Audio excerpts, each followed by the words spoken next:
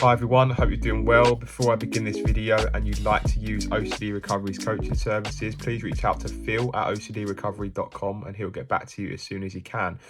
So today, guys, I wanted to speak about my journey with insomnia, how it sort of manifested for me, the things that I did to stay trapped in the cycle and how I actually got out of insomnia. So I had insomnia for about a year to a year and a half, right? And it's stemmed from my HOCD, right? So, being a guy, in case you don't know, guys, when they go to sleep, they produce testosterone in their REM sleep, which is obviously the male sex hormone. I got really obsessed with that and I thought, well, you know what, in order to feel straight, to feel heterosexual, I need to make sure that I've got adequate levels of testosterone. And then that really made me hone in on sleep because I really wanted to sleep well just so I could get the testosterone produced and just so I could feel, heterosexual the next day. Of course, it's a massive compulsion. Whether you do that or not, it's not going to have much bearing over who you're attracted to because that's out of our control, right?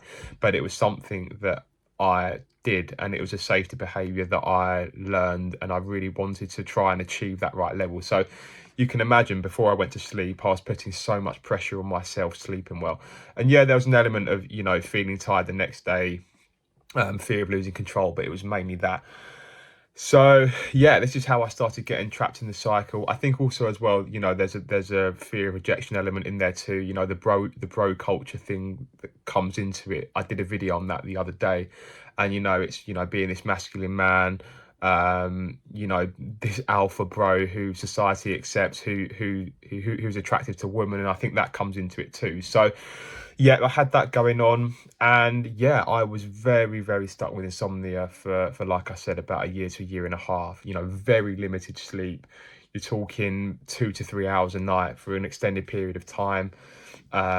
Just not sleeping well, and sometimes not sleeping at all. Sometimes doing an all-nighter. And like my physical symptoms were high anyway, from fear, from HOCD as well. So you can add that into the pot as well of what I was feeling. So yeah, a lot of anxiety, the nerves very unsettled in general. So sleep was very hard for me. And I perform a lot of compulsions to this. So I had the blackout curtains, the magnesium supplements, which, can be a sleep compulsion. They're meant to calm the nervous system. And what else was I doing? I would count the number of hours of sleep that I had. So in your head, when you go over in your mind and ruminate how many hours of sleep that you're getting to make sure that you're getting adequate sleep. But again, it's another control mechanism. No caffeine after 12, which was another one for me. I'd make sure I had like my cup of coffee or a tea before then, just so I wasn't feeling too alert and energized going into the evening. But again, a big compulsion. You can have caffeine straight before bed, and some people fall asleep anyway. I know Rob does that, so it just shows you how it's a perspective in there. Another one was no phone after 9 p.m. for me, just to remove the blue light that was coming into my eyes. And I looked at all these different health things saying that removing the blue light in the evening will make you sleep better, but again, a load of nonsense. I had all of these safety behaviors and I wasn't sleeping well, so it kind of makes you question, where is that getting you? It's like doing compulsions. We do all these compulsions and it's still not giving us a desired outcome. No amount of compulsions will be enough, right? So yeah, I fell into the cycle of this. I try and overcompensate for a lack of sleep by, trying to go to bed early the next day if I didn't get a good sleep. But that just reinforced my fear of not sleeping, and added further frustration when I couldn't fall asleep straight away. I'd wake up in bed on the weekends and I'd feel, very sorry for myself over the lack of sleep. I'd not want to get out and get on with my day because I was just so focused on trying to sleep well. I was very scared to sort of live my life and go about my day because I was so focused on sleep. I was thinking, no, if I can just stay in bed all day, then hopefully that means I'm going to be tired enough. And you sort of just let it have all the control and you let it call the shots, right? And you're so demotivated and de-energized that your energy levels are really low anyway, and you just feel like, well, I don't want to get out of bed, I'm just going to feel sorry for myself. But the fact that I couldn't live my life was just reinforcing the fact that the insomnia was scary, because it's almost like, imagine you're watching yourself on a TV screen and you think, right, I can't live my life until I sleep well. That huge amount of resistance, if you could see that, that is just creating so much resistance with it, right? So that was what I was sort of caught up in. Also with HOCD as well. So I know I said about the testosterone production, but I was very wired anyway. So I had like sort of posters and pictures in my rooms of my favorite footballers and books, and there's like images of guys on there. And before I went to sleep, and I'd look at those, and I'd feel very triggered because that was one of the things that used to trigger me on the HOCD journey. So those triggers would come in, throughout the night. While my light was on before I went to bed, I'd get a big trigger sometimes, and I'd feel very, very anxious for the following hour. So there was that going on too. So with recovery from insomnia, right, there's a quote that stuck with me, right? And it is the moment you stop resisting insomnia is the moment it starts to shift, right? Sleep comes when we're not actively forcing it or actively seeking it, right? It's like when you feel anxious, right, you don't actually know the moment when the anxiety leaves the body. You're not actually aware in the moment. And the same is with sleep. It's a very gradual transition that you're not aware of happening when it happens, because you don't know the moment from when you're awake to you fall asleep. It just happens. It's a natural process that happens on its own. It's a bit like death as well. It's just a natural process that happens in life, right? So you're going to have to get comfortable with not falling asleep straight away, waking up in the night. I'd wake up at 3 a.m. sometimes, or very often actually, and I'd get very annoyed and frustrated with this because I thought, well, I'm so tired. How do I keep waking up, right? And, this frustration would keep my body hyper aroused. And then the body became conditioned to learn this response, to waking up. It sort of responded to waking up with fear and anger. And in a way, my body learned this cycle of fear, and I ended up just getting trapped in it again and again. And waking up and not getting back to sleep, and then feeling tired and groggy the next day. And I thought, how on earth do I break this cycle? Sometimes I wouldn't sleep at all. Sometimes I'd just lay in bed wired and feeling very tired. And yeah, like I said, with the HOCD triggers as well, it just poured fuel onto the fire. And I thought, well, how am I possibly going to get out of this? So I had to allow all the discomfort and surrender to whether I slept or not. I had to get comfortable with not sleeping well. I had to get comfortable with feeling tired and groggy the next day and not being mentally sharp. I had to get comfortable with heightened physical symptoms that the anxiety would potentially bring the next day.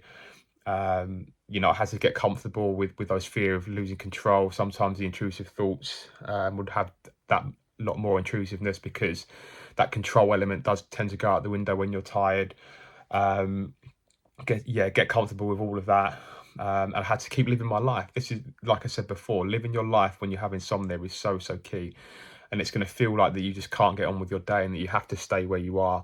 But it's like life structure with anxiety. If you're waiting to live your life whilst you have anxiety, then that's just going to call all the shots, and you're just going to reinforce the fact that this anxiety is scary because it's stopping you from living your life, right? So I had to keep going to work. Don't work at home so much as a compulsion. Try and get out of the house. Try and exercise. Stick to a reasonable sleep schedule as well, right?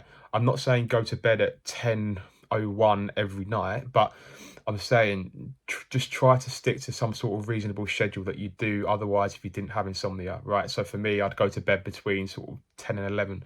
You don't want to go to bed too early, because you don't want to show the brain that you're scared of not sleeping well because you're trying to overcompensate for that, if that makes sense. So yeah, you need to be very aware of that.